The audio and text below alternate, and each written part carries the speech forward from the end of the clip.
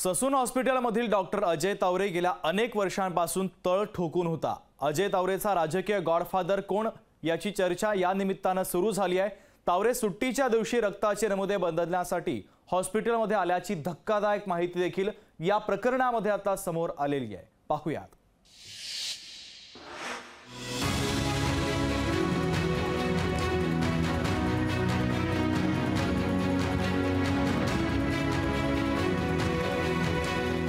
ससूनमधील भ्रष्ट डॉक्टर अजय तावरेचे एकाहून एक कारनामे आता समोर येऊ लागलेत। ज्या दिवशी हिट अँड रनची घटना घडली त्या दिवशी अजय तावरे हा सुट्टीवर असल्याची धक्कादायक माहिती समोर आली आहे। अजय तावरे सुट्टीवर असतानाही आरोपीच्या रक्ताचे नमुने बदलण्यासाठी ससून हॉस्पिटलमध्ये आल्याची माहिती आहे। समितीच्या अहवालामध्ये आलं की त्यांनी निष्काळजीपणा केलेला आहे। काय नेमका ठरला निष्काळजीपणा म्हणजे नेमका काय? आता ते काय निष्काळजीपणा ह्या पूर्ण प्रकरणामध्ये खबरदारी घ्यायला पाहिजे होती, ती खबरदारी घेतली नाही असं अहवालामध्ये स्पष्ट झालेलं आहे। पण त्यांना सक्तीच्या रजेवर आपण पाठवले। डॉक्टर अजय तावरे यापूर्वीही अनेक वादग्रस्त प्रकरणात अडकल्याचा दावा विरोधकांनी केलाय। विरोधकांच्या दाव्यानुसार बड्या राजकीय नेत्याच्या वरदहस्ताने 10 ते 11 वर्षांपासून तो एकाच ठिकाणी कार्यरत होता। मोठा सराईत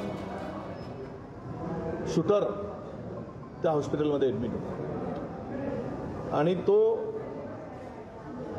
त्या राजकीय लोकांच्या जवळचा होता। त्याला VIP सेवा पुरवण्यासाठी तावरेची आवश्यकता होती। गेली 10 वर्ष तावरे तिथे आहे, त्याची बदली होत नाही, याचाच अर्थ त्याला राजाश्रय आहे हे सिद्ध आहे।